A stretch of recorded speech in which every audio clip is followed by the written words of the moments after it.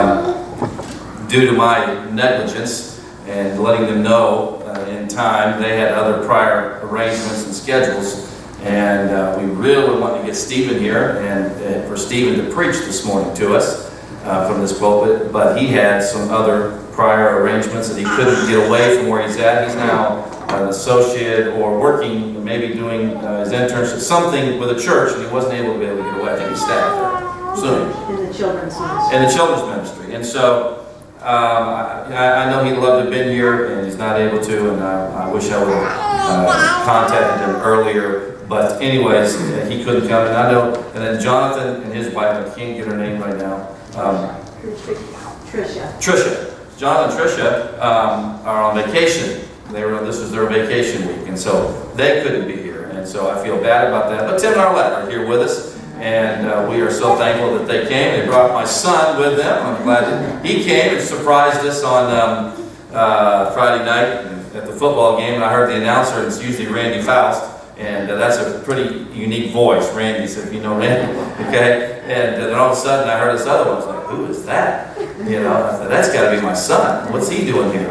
And then, of course, the next time he did, I knew it was him. Now, the funny thing is, his mom had no clue. And he kept on announcing, and she just kept standing there. And I was looking, you got to be kidding me. And finally, I think he had to say, hey, Mom. And then she looked up there and noticed it was him, and she couldn't believe it. But it's good to have him and some of his friends that came to be with him today. And of course, again, there's so many here that we are so thankful that you're a part of this service today. Tim, I want you to come. He's going to just share a few remarks about his memories of his dad, and of course, his memories of their ministry here. All right, well, it is great to be here today, and I couldn't get through this when I was rehearsing it at home in the mirror, so I know this is going to probably be a little rough. But we're so privileged to be here today as we remember my dad, and thank you to the church and Mr. Potter for inviting me. And tell you what, I've always been like the middle child, kind of the, say about the middle child. Love, we wanted Stephen here, he's the youngest one, he's getting his pastor, working the preacher. Jonathan's the oldest one. Well, I guess Stephen, Timothy's here, So, I'll do my best. I wanted to sympathize. They're always obedient. But it is great to be here. And as I look around and as we shook hands and stuff, and just so many memories, and each just could go around forever and ever and talk about so many lives and experiences and times that we had. And it's great to be here. But I wrote it down because I knew if I tried to just talk that who knows what I'd say. And so I tried to write it down. But I did want to, before I get to that, I appreciate the songs that have been sung this morning. Just remembering those, and I'll never forget Derek and Brian and Marsha Potter singing that Mercy Seat song, and I'll never forget when they got done. My dad coming, every time they changed the octave or changed the key and went up a little bit higher. By the end, I remember I thought they were going to go through the roof over there, or something like that. And Marsha singing "It Is Well With My Soul." And I thought this morning as I sat there, and great job leading that song, but I don't ever remember a time when "It Is Well With My Soul" was sung that my dad didn't get up afterwards and say, I can't let that song be sung without you hearing the story about Horatio G. Spafford. And I thought as we remember his life, my dad's life, that song has meant so much to me over the years. Horatio Spafford was a rich man after coming out of the Civil War. Him and his wife were wealthy men who gave their lives to ministry, really. Were involved in ministry in many ways. They worked with D.L. Moody, had him in his house many times, and worked to feed the poor. And as America came out of the Civil War, really to work to rebuild America and the problems that there were. And as a wealthy man, he had actually just invested in a lot of money in a lot of real estate in Chicago. And several months before, his son had actually died. He had 5 kids. His son had actually died of scarlet fever, and their family was devastated. And then in the 1870s, it wasn't so O'Malley's cow kicked over the lantern, and the Great Chicago Fire wiped out a large portion of his investment that he had just put money into. And his wife began to become sick and was ailing, and the stress from all of that going on, they decided, let's take the little bit of money we have left, and we need to go on vacation. We need to go to Europe, go on vacation. And so they bought the tickets. They were ready to board the boat, and something happened that caused Mr. Spafford to stay behind. And as his wife and 4 kids headed across the Atlantic Ocean, something happened. I think they were going to be hit by another boat of some sort of the foggy night. And Mr. Spafford received a telegram from his wife, "Saved alone, what should I do?" And it was with all those thoughts and that desperation and that sickness in his heart, as Mr. Spafford boarded a boat and headed across the Atlantic Ocean, he asked the captain, when we reached that spot where the other ship went down, can you call me? I'd like to be there. And as he reached that spot and went out and stood on the deck and looked out at the calm waters where his 4 daughters had been lost, and he thought of his investments that had been lost, and his other son that had been lost, and the problems he had in his life, he penned those amazing words: "Peace like a river, tendeth my way, when sorrows like sea billows roll, whatever my lot, thou hast taught me to say, it's well. It's well with my soul." And I remember that story, and we were talking yesterday as we stood at the graveside and looked at my dad's tomb about some of the hard times we went through. And of course, I've heard that story many times. I'd sang that song many times. But I remember that morning when he called me and my mom and said, "You need to come down." We got back the results from his brain scan. When that wasn't a good thing. 3 o'clock in the morning, normally they don't give you lots of good news at 3 in the morning. And we walked down that hallway, and the words of that song just crashed through my head. And over the last 10 years, as time has gone on, and so many times that song has been sung, and I'm so thankful because of the ministry of my dad and the impact he had on my life and so many others. So many people here can say, "Makcen, oh, the bliss of his glorious thought." Yes. Not in part, but the whole. It's nailed to his cross. Amen. I know there's sorrows and there's problems that we have, difficulties in our life. Things happen. It is well. It is well with my soul. And I know that would be the message he wanted to give to you this morning. God's faithfulness, as Mr. Potter talked about, but that no matter what's going on in your life, no matter what's happened, if it's sorrows, if it's problems, if it's sin, there is a peace that passes all understanding. And I'm so thankful for that this morning. Not what I'm supposed to read. To our friends in Tuscaloosa, sorry that Stephen and Jonathan and his family were not able to join you today, but please know their hearts are with you. We have such wonderful memories of you all and the years spent here. Thank you for always loving and for supporting our family. Thank you for taking time today to honor and remember our dad. It's hard to believe it's been 10 years already since he left us, but I'm thankful for the memories that we have. His life was a reflection of what he believed, and we are so grateful for the legacy that he left behind. The lessons we learned from him, we learned not just from what he said, but also from the way he lived. I teach and I talk to kids every day, and I'm often reminded of one of his favorite sayings, and I try to live this in my life, and I try to give it to my kids.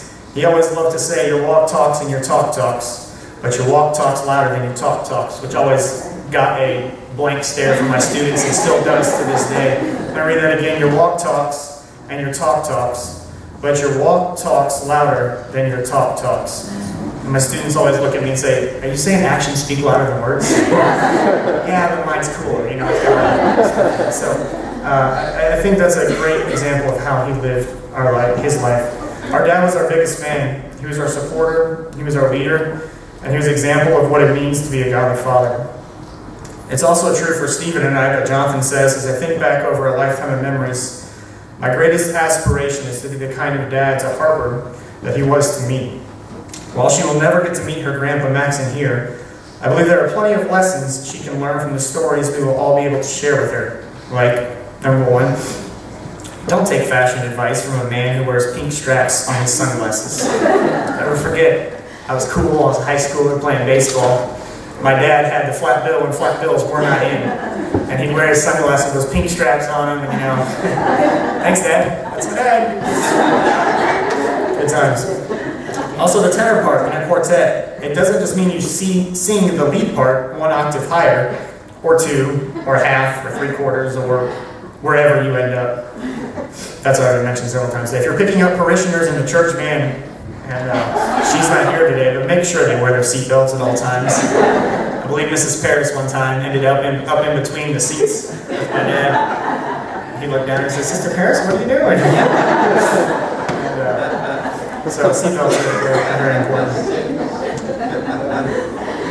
And I think Brother Bobby and Paul and Roscoe, many others can probably relate to this one. If you're going to try to take a city boy hunting, make sure he has a GPS so he can make it out of the backyard. Never forget down at Brother Colburn's house. They were down there hunting and they told him to go out and told him where to go. And he went and found a great spot and nestled down and started to get light out. And he looked and, oh, deer. Got all excited. Got his gun up and tried to find it and was looking and got through the scope. And that deer's got really pointy ears.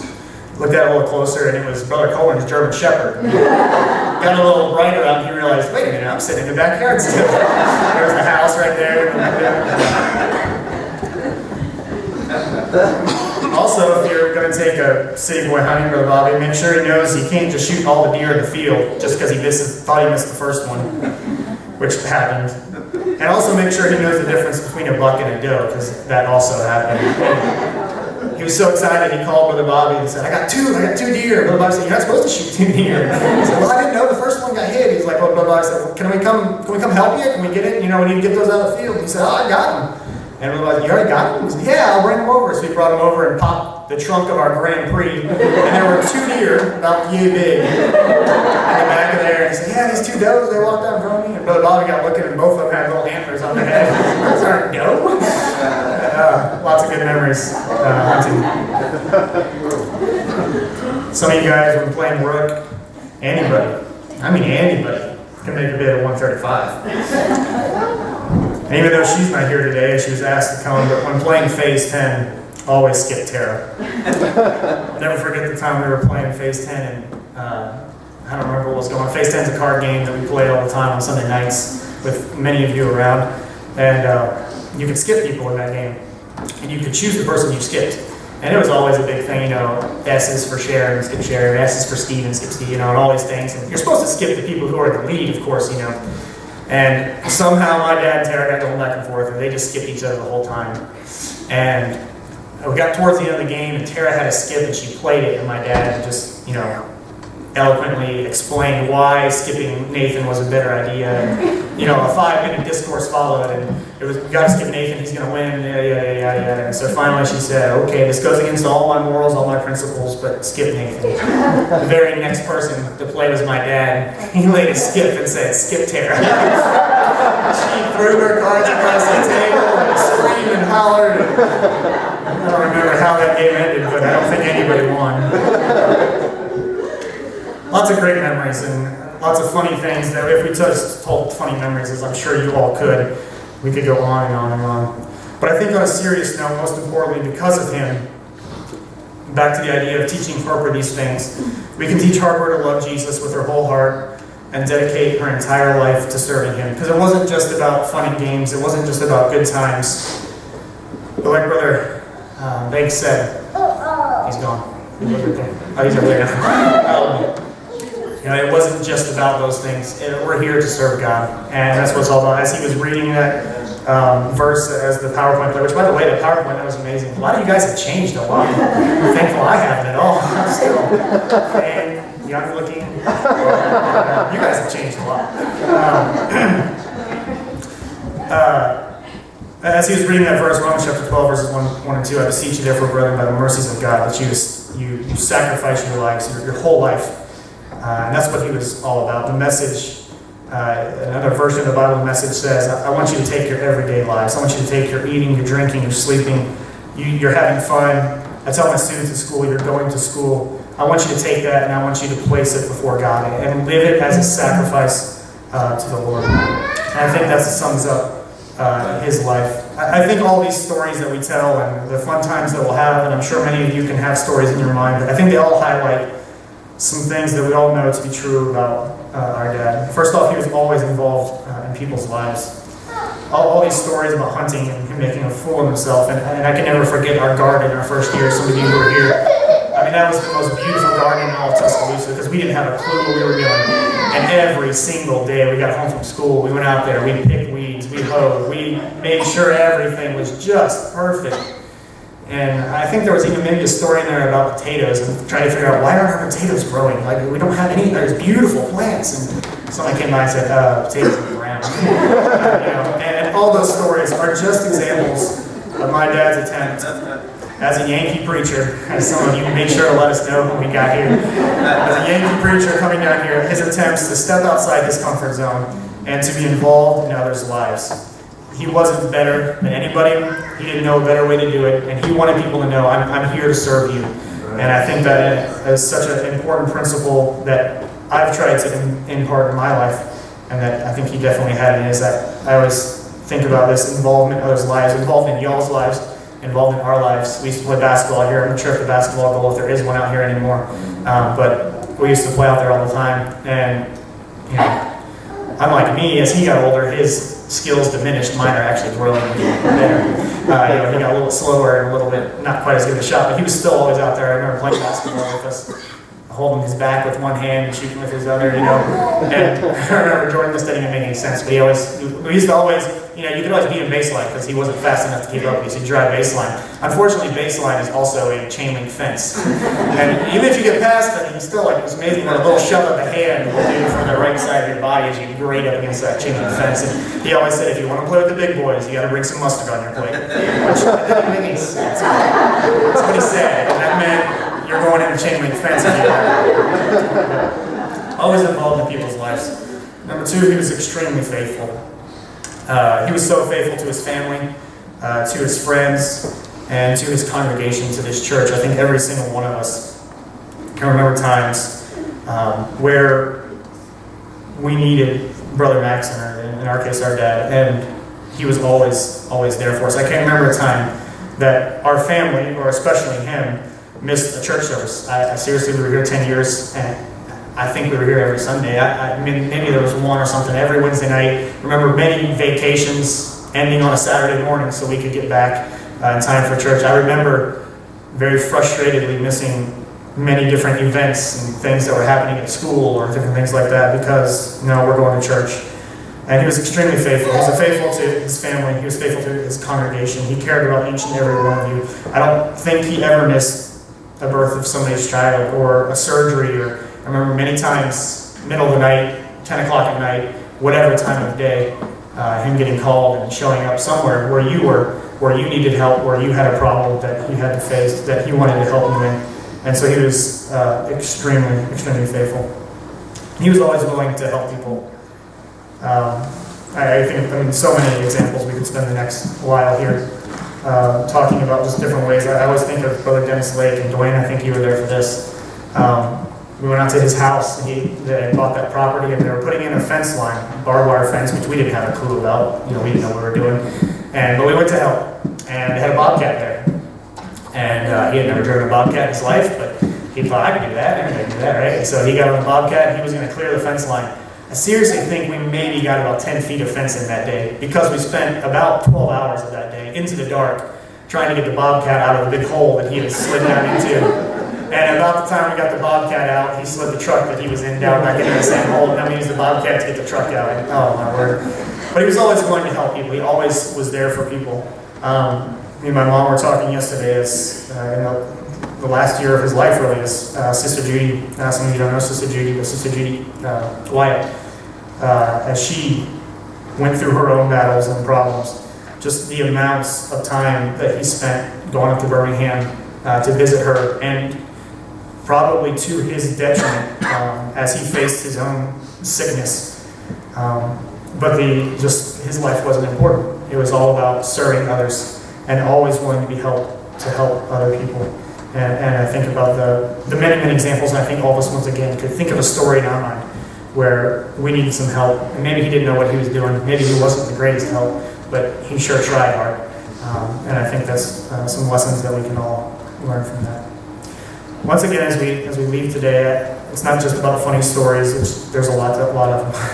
There's a whole lot of them. It's not just about time with family and friends, but it's about, like Dwayne says, leaving a legacy and being involved in people's lives, being faithful, being willing to help others, putting others first, and as Romans chapter 12, verse 1 and 2 says, just committing our everyday life, every part of us, to working for the Lord. Once again, thank you so much for celebrating my dad's life today. As the Makcen family, we love you all, and we're so thankful for the time that we spent here and the many memories that were made. And we look forward to many more and being able to spend time with you guys again in the future. Thank you very much. Amen.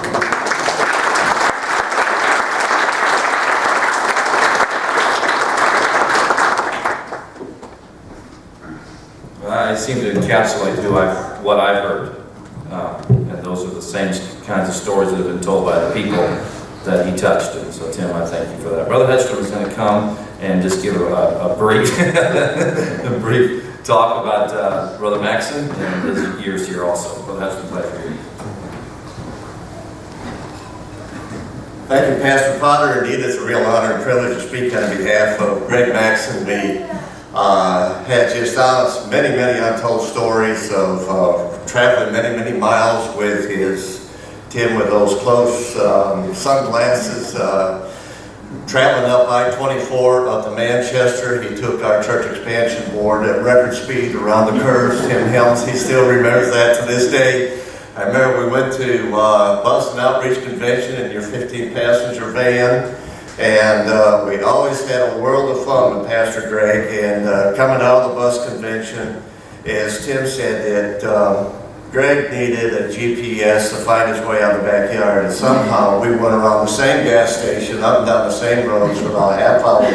45 minutes, they said, Brother Hedstrom, would you please tell Greg Makcen to get out from behind the wheel and you drive? And so I got underneath the wheel and we drove from Pennsylvania to Maryland and West Virginia and into Virginia in about 20 minutes. And they said, Greg Makcen, we've been riding around with you for about an hour in the state of Pennsylvania. The conference president has driven only 20 minutes and we've gone through 4 states. But we had some wonderful, wonderful times together. But Pastor Makcen was a pastor, he was a shepherd, he was an example of unconditional love to all people at all times through all circumstances. He also was a good forgiver. When things did not go exactly his way and interruptions would come into life, he did not keep score, he did not keep any grudges or anything of that nature. He would live and let live and just go on and portray the life of Jesus. He was our Sunday school secretary. He was our youth president. He probably made the most illustrations when he was youth president. And the first year, second year, third year, whatever year it was, every year the youth board and the pastors, they always really enjoyed, especially in the kitchen and dining hall, they would send Greg to town to buy groceries and they'd tell him what to buy. And when he would come back, it would be different, much different than what the order was. I don't know what directions they gave and how it was interpreted, but the inventory was very, very, very interesting. If you found out from our pastors and their wives, the different things that were bought for youth camp had to be taken back, and we'd all just laugh and have a great time. Church expansion and indoor camp, the Bus and Outreach Convention, he was always right in the middle of it. But with all of that, he carried tremendous burden for the church. He told me different times, he said, Brother Hedstrom, he said, I get up early in the morning, I go into church. He said, I got my church people's names on different little index cards. And he said, I lay them across the altar of the church.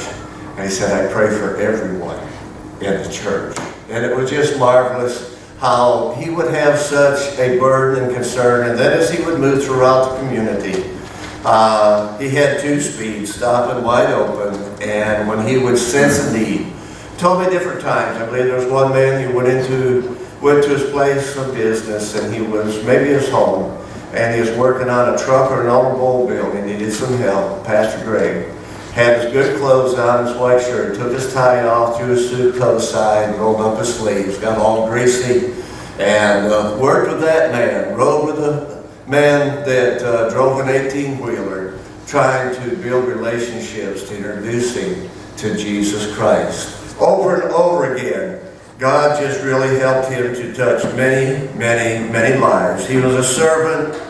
He loved God. He loved children. On Wednesday night, many times he would highlight the children with special singing. Before he came to us as a preacher, I understand at one time that he was a steel worker, worked on real high beams, skyscrapers, and it seemed like that Greg had no fear, but he did get nervous at times. And we find that anything that you gave him to do, he would jump in both feet. One day he got real nervous. And that was the year that the conference president had a little trouble with his pastor shooting dogs. And here in the background, there was a neighbor's dog that came across the yard. He either got in his garden or something. The Greg, he lowered the dog on it, or the gun on the dog. And instead of the dog just yipping, it laid down and yipped and yipped and yipped and woke up nearly the whole neighborhood before it would run off. And Greg took the gun and held it down by his leg and ran across the yard, hoping nobody would see him. And the neighbor saw him, and he said, "Brother Hedstrom," he said, "I just have to confess, I had to take the dog to the vet and pay for it." He got everything all fixed up. And peculiar prayer requests come into the conference office every once in a while, and that was one of the times. We stood by Greg, and we just had some wonderful, wonderful time. But as I said earlier, he was a wonderful forgiver, he was a great preacher, he was a great friend, he was a shepherd. And also, he was a great leader to all the pastors and the laymen in the conference. Greg became their hero. He was a vessel of honor. He was a saint of God. And we really, really had a wonderful time. And thank you, Pastor Potter, ministry team, and members of Tuscaloosa Bible Methodist Church for providing this Sunday for us to reminisce and to think of and to memorialize and to challenge one another with such a beautiful life as Pastor Greg Makcen, preaching the Word of God, and as Tim said, he was committed. Sports, he was interested in sports, but it took second and third and fourth priority. He said, "My boys will be in church on Wednesday night, they're going to be in church on Sunday," and Greg always kept his priorities in order, and such a wonderful honor and privilege, Pastor Potter, to be with you and say a few words on the behalf of Pastor Makcen and Sharon and Tim. It's a real privilege and honor to be here today. And be sure to tell Jonathan and Steve hi for us. And thank you for this wonderful privilege. God bless you.